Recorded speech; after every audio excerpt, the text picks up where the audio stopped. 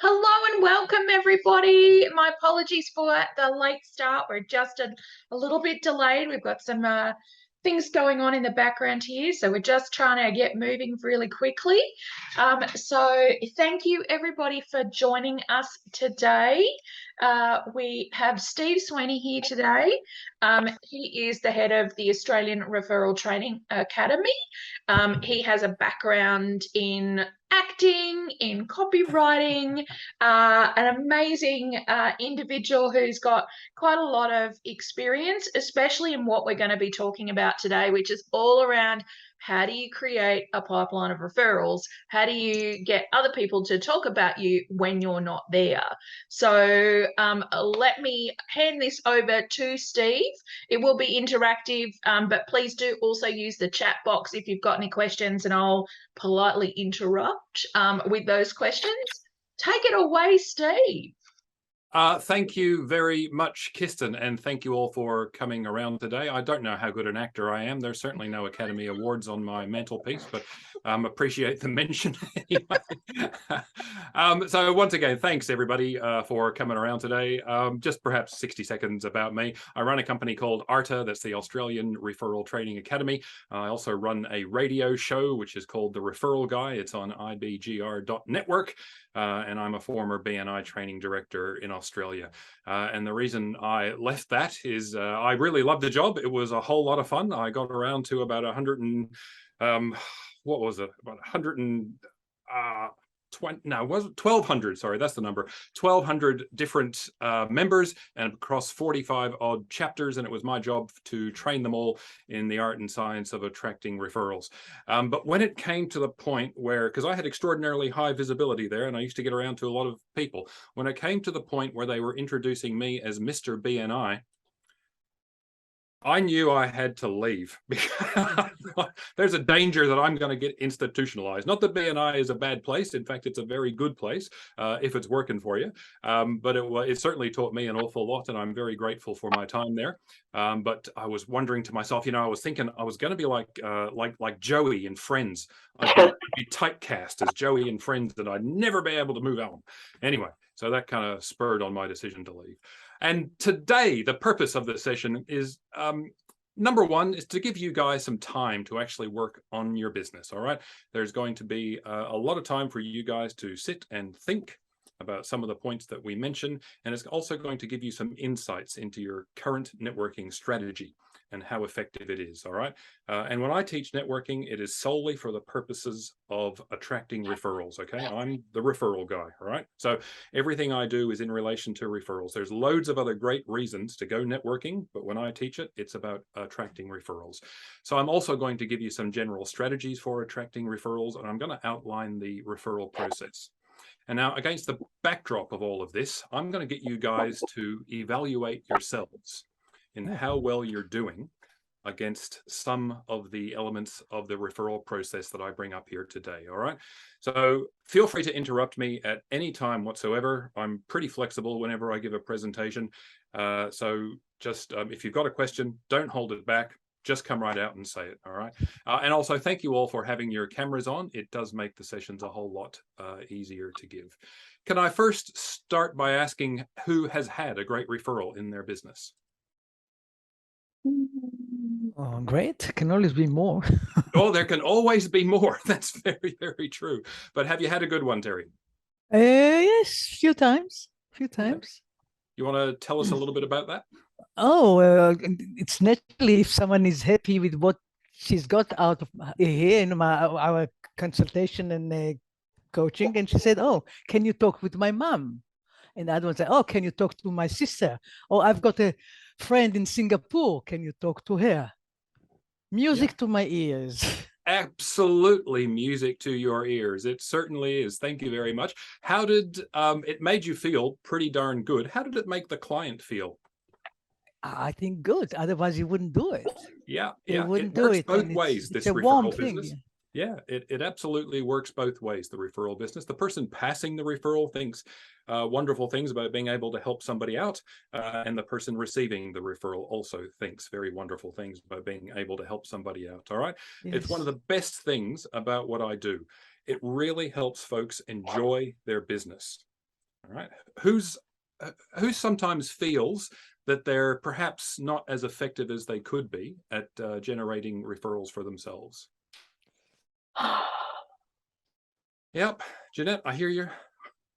Anybody else?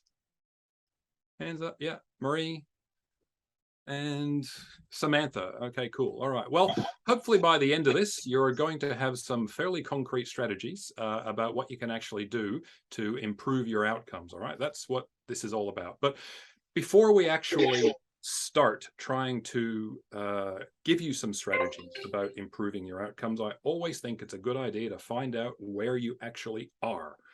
Because if you know where you are, then you can measure your progress towards that other place you'd rather be. All right. Now, for the sake of this exercise, can I get you all, please, to put me on speaker view for a little while, because it's really going to help you see the slides that I'm going to be putting up behind me. How do we do that? Speaker view. Speaker view. So up in the top right-hand corner of your Zoom window, you will see the word view and 9 dots in a square. Speaker. Yeah, got it. Okay, click on that. One of the options will be speaker view. Yeah, thank you. Indeed. Cool. No troubles. So has everybody got that? Yep. Yes. All right, it's really going to help you. And if you've got a Word document open on whatever you're using, or a pen and paper, that's going to be really beneficial for you as well too, okay? All right, so now, first of all, we're going to find out where you are. So let's just run through a little exercise. Formatting your piece of paper in the portrait manner, like it is behind me there. Can you just write down my networking referral results, all right, across the top? And then number 1, the number of hours you spend networking per week. Oh, do we have to? You don't? If you want to find out where you are, No, only Terry? only joke. Yeah, I can tell you this exercise does stun some people. So when you think about networking, okay, so it's being on a Zoom screen, having one-to-one meetings with people, it's being in a coffee shop, having one-to-one meetings with people, it's traveling time to and fro various events that you might be doing, it's the preparation time that you put into your networking, okay, it's speed networking, it's subbing for somebody in another networking organization, it's all of those things that you're doing, okay, so I'm not expecting you to be 100% accurate with any of the numbers that you're writing down soon, but it will just give you a rough idea of where you're at. A week. Per week, yeah. Per week. All right. So let's move along now to the next one. Do you count reaching out on social media? Yes, you do. I haven't done anything with that at the moment. Social media is definitely a form of networking. Yeah. Now, each of these questions gets a little bit scarier, all right? But it's really going to help you work out where you are. Can I get you to estimate, please? Nobody is expecting 100% accuracy, I stress, all right? But roughly, what is your return on your networking hour investment per week in dollars? You're business people. You're here to make money.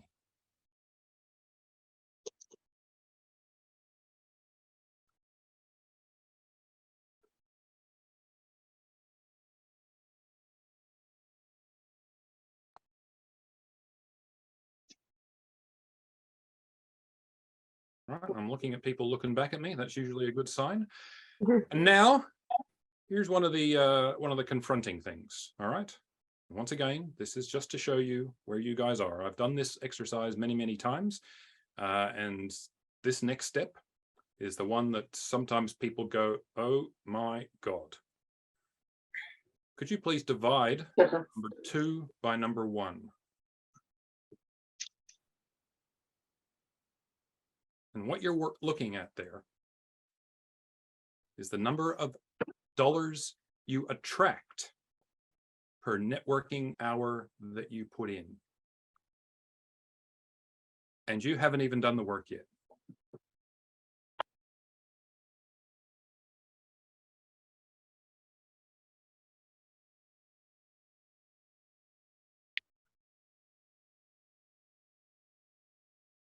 Hey, Susie.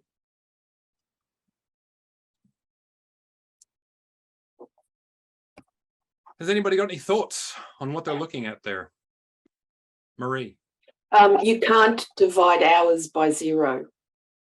Right. You can. That depends on your results. Well, infinity, negative infinity, I don't know. But you can't divide 0 by anything. I It feel gives your you pain, 0. Marie. That's all. Yep.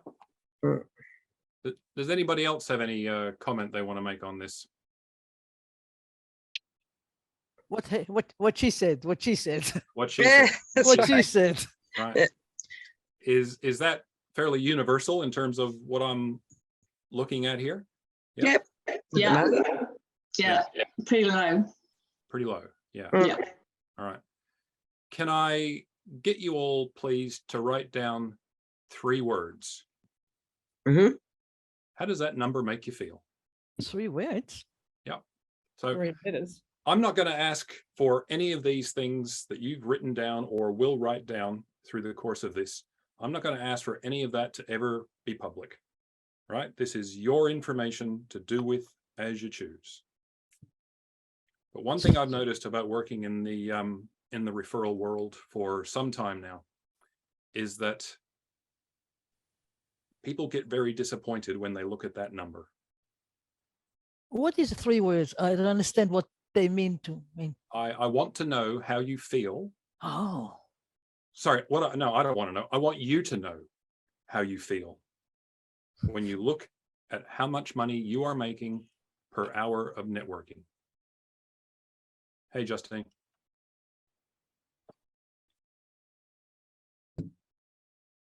Hi, Steve. How you doing? Thanks for coming along.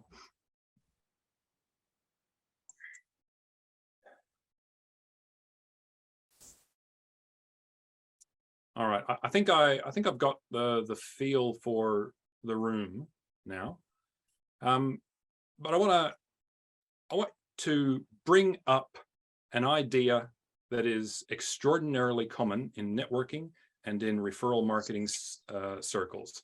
It's the idea of know, like, and trust. Has anybody heard of that idea before? Knowing, liking, and trusting. Yep. Okay. Samantha, you're nodding your head. Would you please unmute and tell us your understanding of that? When I first went to when I first started my business and I went to my very first networking, or one of the very first networking meetings I went to years ago, they kept saying about know, like, trust. And I actually thought it was them, the people who were hosting this networking event, that they'd invented it. But then I realized over the years that it is actually a thing. So yeah, because I thought, oh, I've stolen it from them. But anyway, yeah. But it's like, people, to do business with you, people need to know you, they need to like you, and they need to trust you, in that order.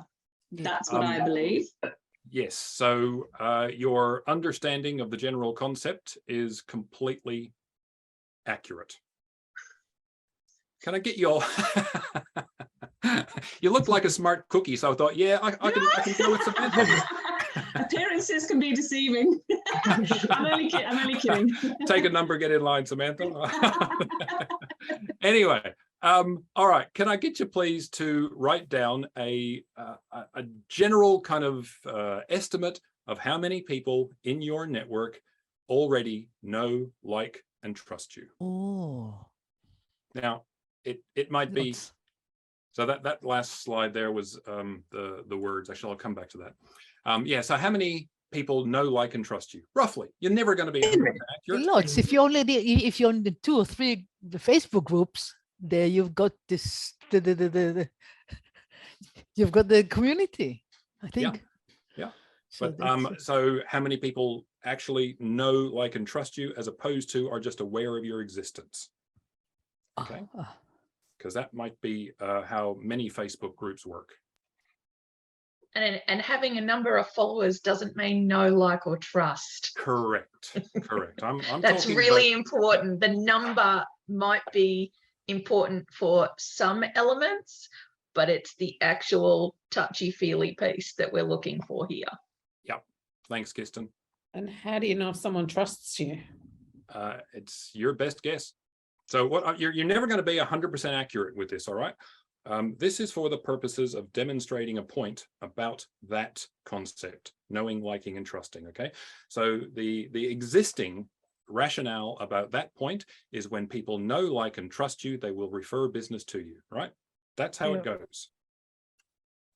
So just roughly, some people say 40 to 50, some people say 200 plus, 300 plus, whatever it might be, whatever you think is right for you. Right. Lorraine, another element of trust I'm thinking could potentially be that they are okay feeling vulnerable with you or providing you with information which showcases some form of vulnerability or allowing you in to their environment.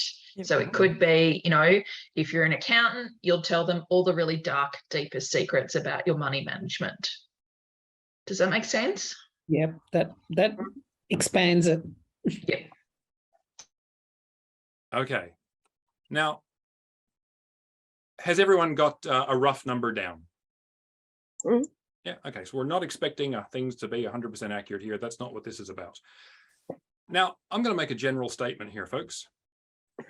All of those people that know, like, and trust you have delivered the results that you are looking at number 3.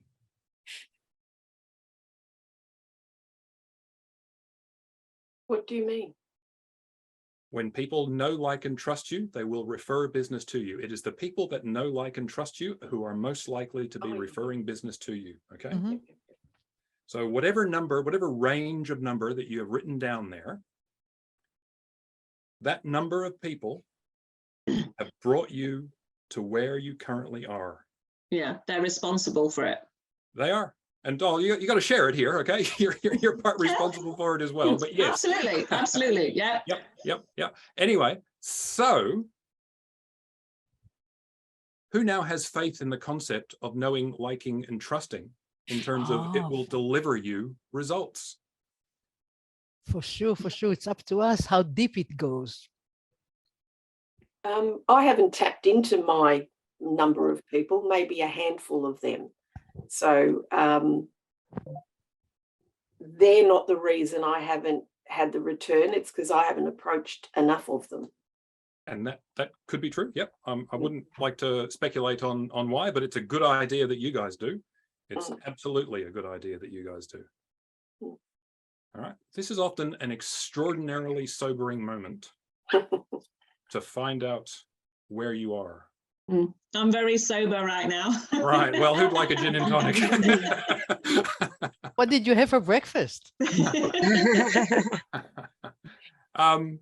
So, guys, I'm going to tell you, there's a missing link in this notion of knowing, liking, and trusting. I'm very confident you've all just proved to yourself that knowing, liking, and trusting just simply is not enough for people to refer business to you. Indeed. That's right. Has anybody got any strong objections to that observation? Nope. Okay. I want to move along now. I'm going to come back to that missing link in a little while, all right? It's very important that you understand what that missing link is. So we're a little bit short of time today, but it's all right. I'm going to make sure that I squeeze it in and perhaps miss something else out if I need to. But I also want to offer you guys a little bit of an explanation as to why you are probably, I wouldn't like to read too much into your worlds. I don't know too many of you, okay? But why you are probably in this situation. Who has heard of reactive referrals? Oh, Yes. Yep, Kirsten has, because she sat through me doing this too many times. Anyway, active. I'll briefly explain to you what a reactive referral is, okay, guys? Yep. Kirsten, let's just say I come over to your joint and I've got to wash your hands, okay? So I'm over there and I'm in your bathroom and I'm washing my hands and I notice that your tap is dripping. Oh. All right. So I wash my hands, dry them, come out and I say, hey, Kirsten, I've noticed your tap is dripping in there. I actually know a plumber, lives around the corner. He can come over here and sort this out for you very, very quickly. Doesn't charge like a wounded bull, always cleans up after himself before he leaves. And he receives loads of testimonials and referrals. Would you like me to get him over here or at least introduce you to him so that you can organize a time for him to come over? Now, whether or not Kirsten calls the plumber, that's immaterial.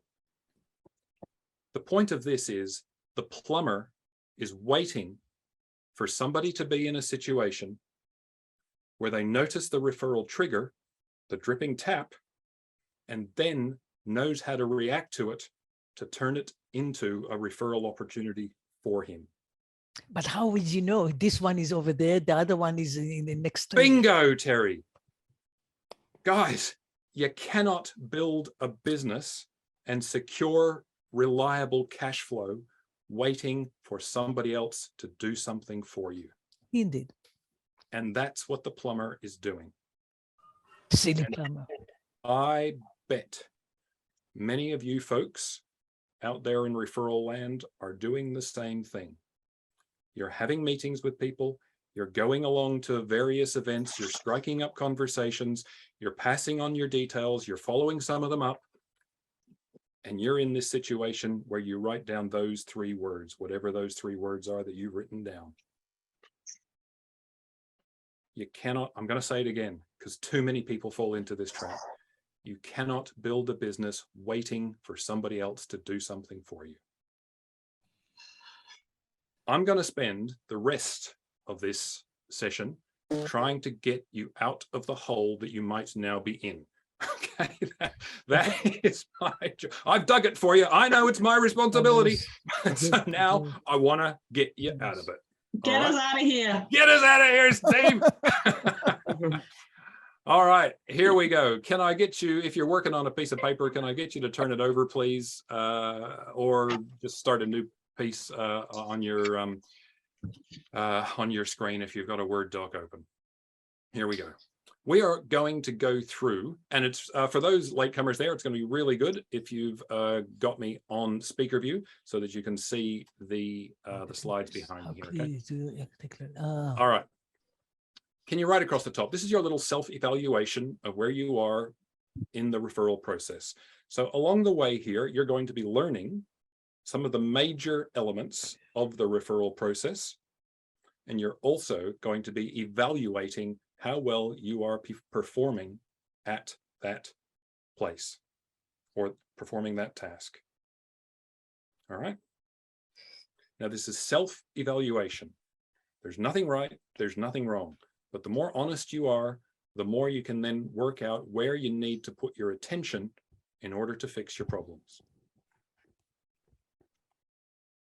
All right. Okay.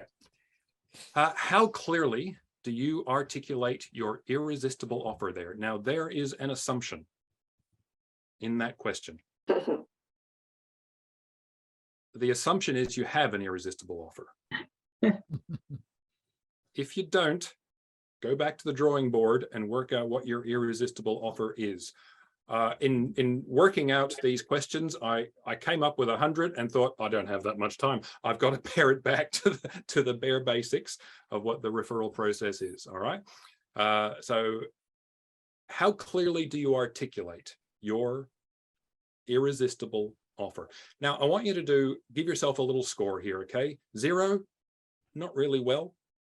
Give yourself 2 points for, yeah, it's all right, but it needs improvement. And if you're going gangbusters, if you think you're pretty hot at this, then give yourself 4 points. All right. And that's going to be how we go through all of these questions. And then at the end, you're going to work out what I call your referral score. And you'll also be able to itemize, because of the numbers you've given yourselves, where you need to put some effort. All right. Steve, can I ask a question, please? Of course you can, Sam. So I think, so when we're scoring, I believe that I've sort of nailed it, if you like. I believe, you know, I've got it, but they're not everybody says. So is it results based? So I'm obviously not, because I'm not flooded with clients. So should my score be lower, or because I believe that I'm nailing it? So, you know what I mean? Is it results based or not, the score?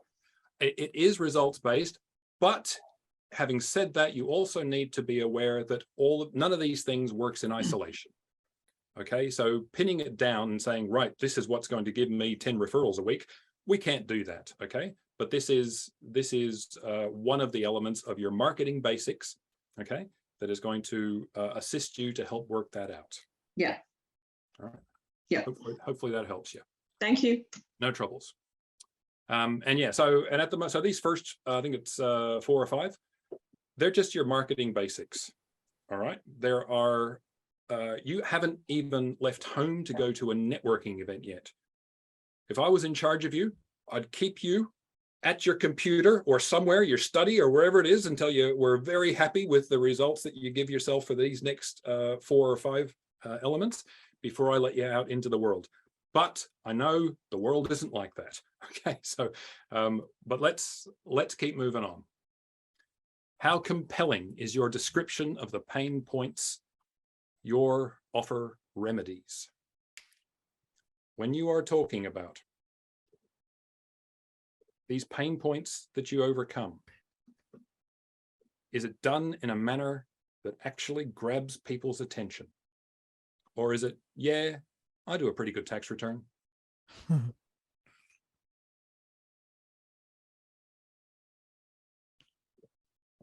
Once again, 0, not so good.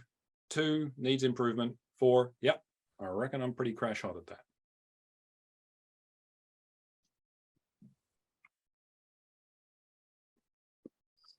Don't be too harsh and don't be too easy.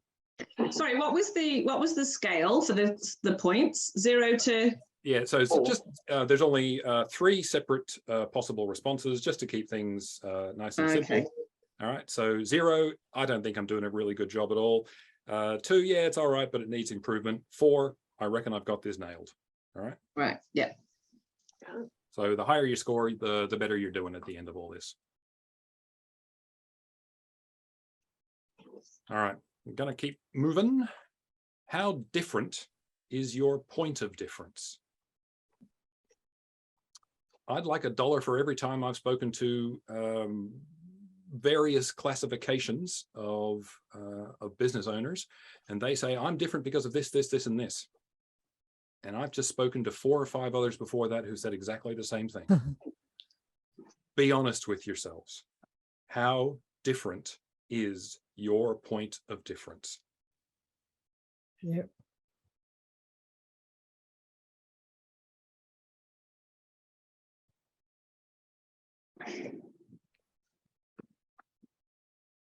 If I'm standing at a smorgasbord of accountants and they're all saying my service is the best, I'll get you the best tax return, I'll make sure that your business makes a profit, or whatever it might be, I'm the cheapest.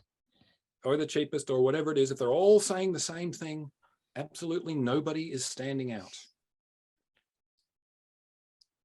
How different is your point of difference?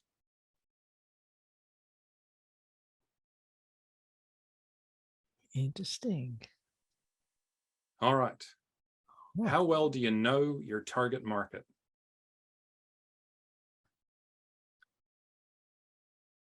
Too many business owners I come across describe their target market as, I can sell my stuff to everybody.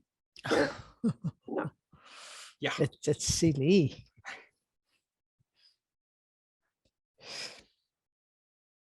And there's a gazillion ways to define a target market.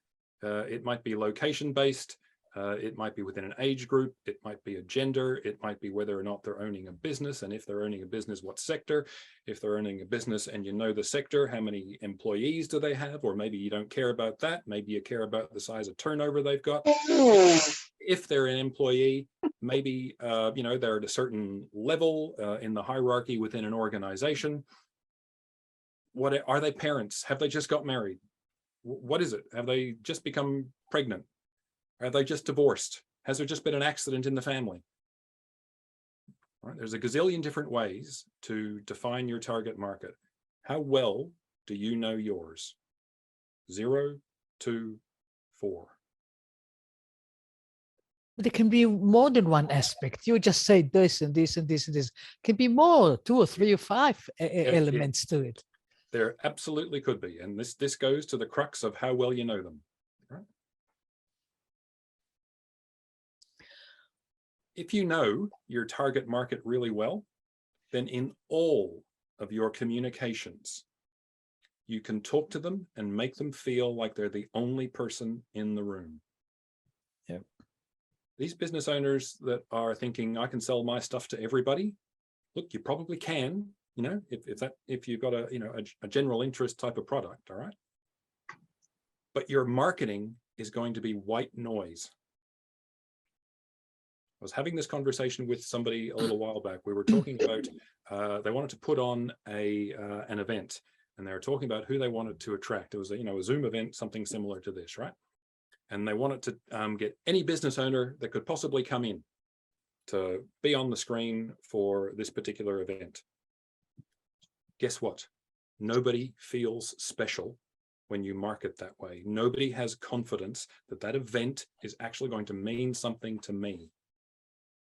Whereas if you said, all insurance brokers, this event is for you.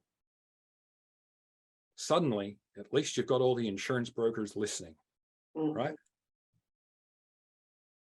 And you've got a much better chance of getting insurance brokers in.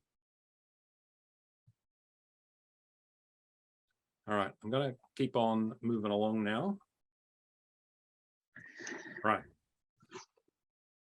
How effectively do you win trust, stamp authority, and create curiosity on your website, in social media, any other communications you might do, your advertising paraphernalia, or in any presentation that you might give?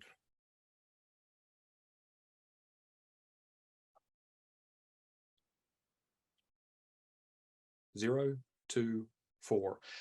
That last one, most people have a pretty good understanding of trust and authority, but that last one, folks, are often, I don't know, they're unaware of it.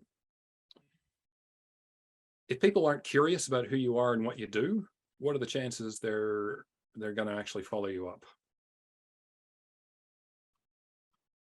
It's pretty low. That's why one of the most common buttons on a web page is learn more.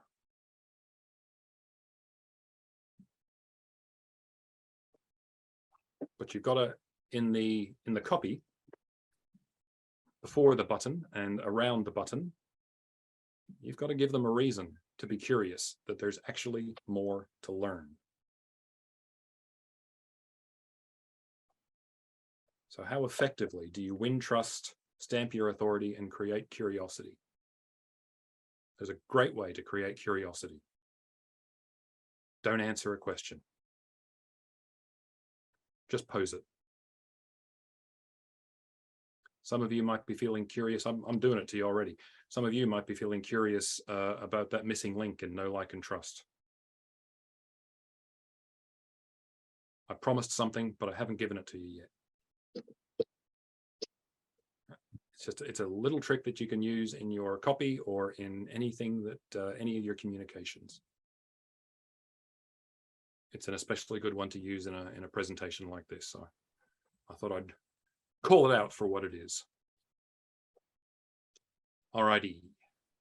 Once again, 0, 2, 4. Now, I might just go back a second. Stop you leaping ahead.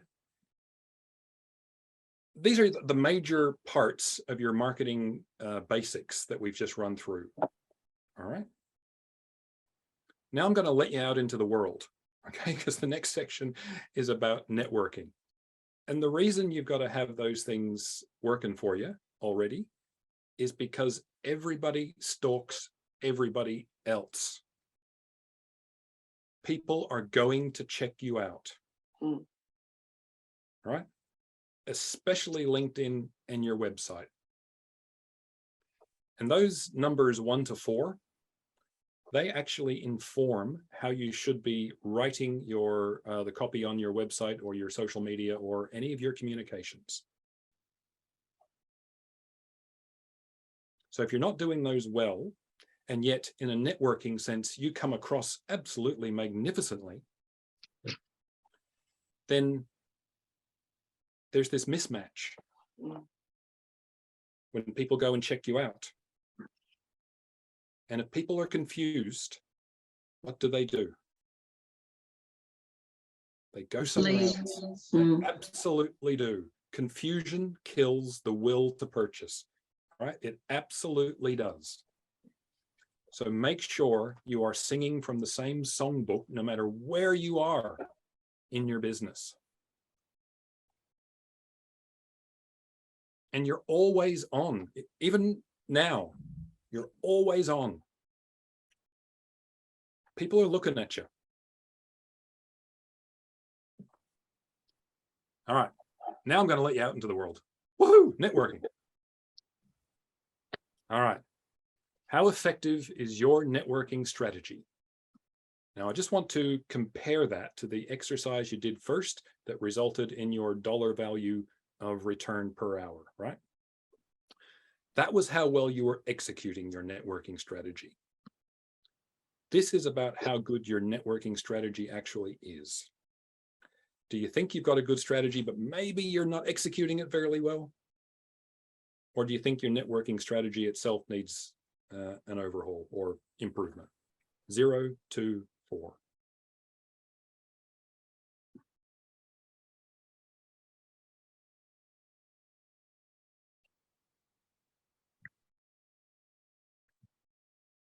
All right. This is a tricky one. A lot of folks don't understand the importance of, or perhaps don't pick up on. But when the so in a networking environment, when the conversation turns to you, how well do you command people's attention?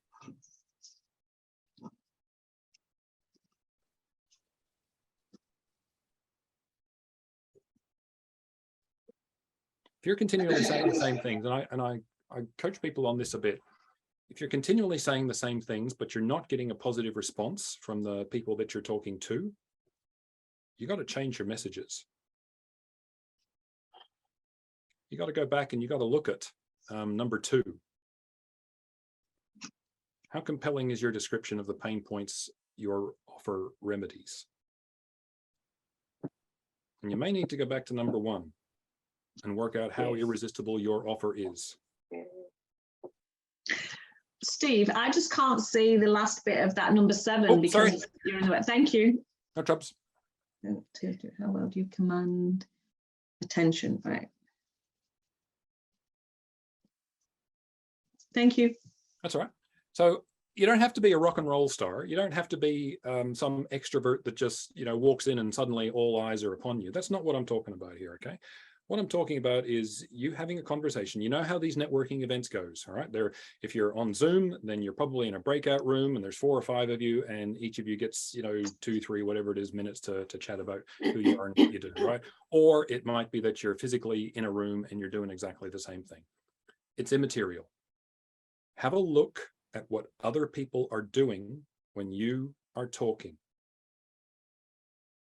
It is vital you understand the reactions that you are getting. So is there a question there, Justine? Sorry, Justine. I saw you put your hand up, so.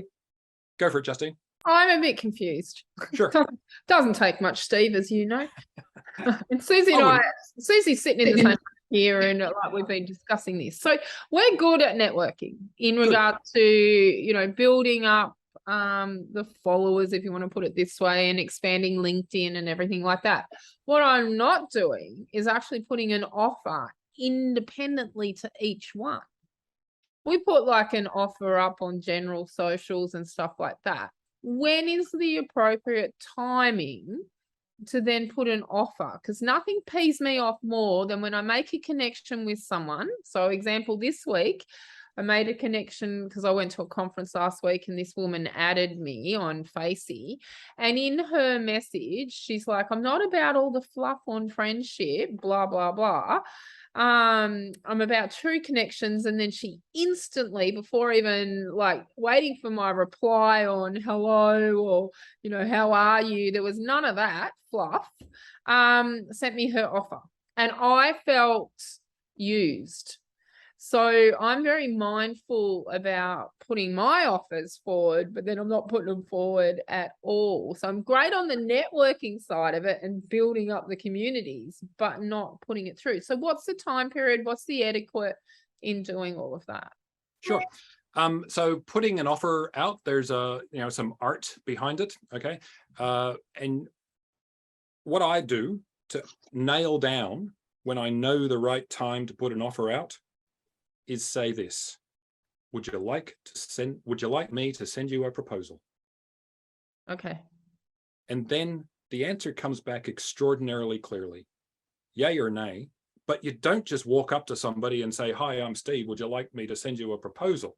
Okay, it's got to be through the course of the growth of the relationship. And so on Facebook or wherever you are, Justine, if you're nurturing relationships there, and that's all wonderful. Everywhere. Okay? Yep, good, and that's all wonderful. But remember, they're digital relationships. Yeah. All right, so there would only be a relatively small percentage of those people that you've actually had a one-to-one Zoom with, or sat in a coffee shop with, or done whatever with. All right, so It's actually quite a lot that and that's good, but in terms of a percentage, it's probably low in terms of the number that are actually in the Facebook group. Yeah. Marie. Some things that you do, there's not really, it's more emotional, it's not caring, it's not empathy. I don't do proposals. It seems to me very commercial, and I don't think it doesn't suit me. Why would it suit to my potential ladies? See, I work And with you ladies. don't have to. The question was directly about when do I put an offer. If you don't feel comfortable putting proposals to people, then don't. But I don't think it's but you okay. are a business person. Somehow you need to communicate your offer to your prospect. When they accept what I have to offer.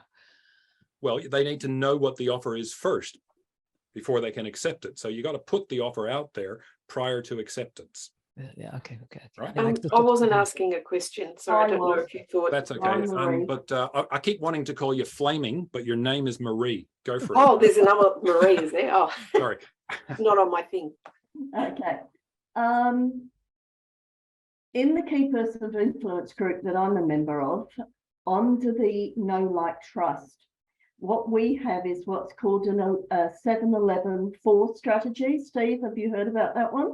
No, I don't know that one. Right. The concept is you need to have 7 hours of content, 11 touch points across 4 channels. And once you do that, you will apply all of the know, like, trust, because they will have got to know you. They will have consumed a lot of your content.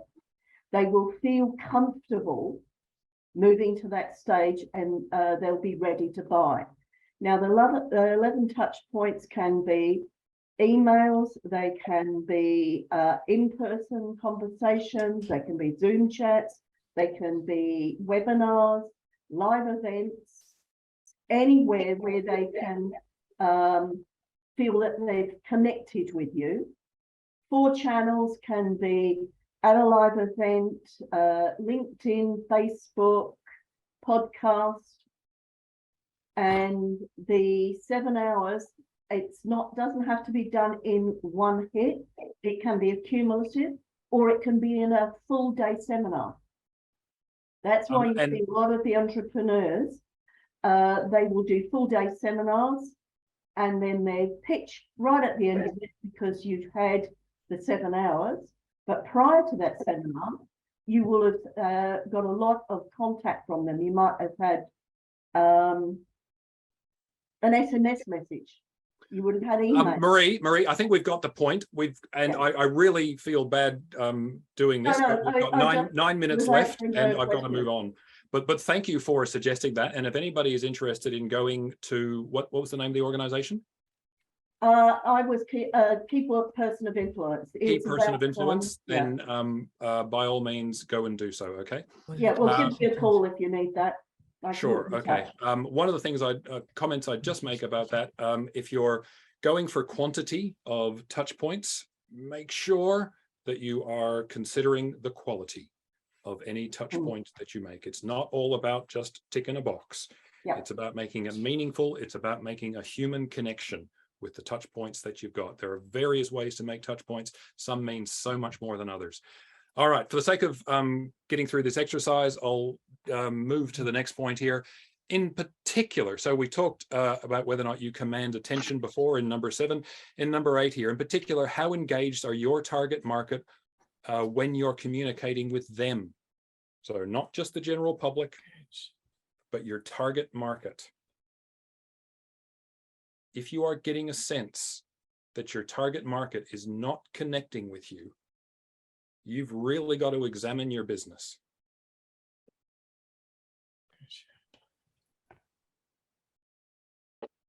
Now we are a bit pressed for time. We started a bit late. There was a technical issue, so I'm gonna let you guys take a screenshot of this at the end. I'll get out of the way, okay?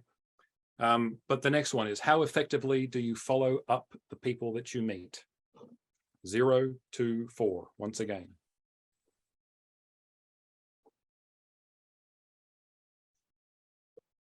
Because there's follow up and there's follow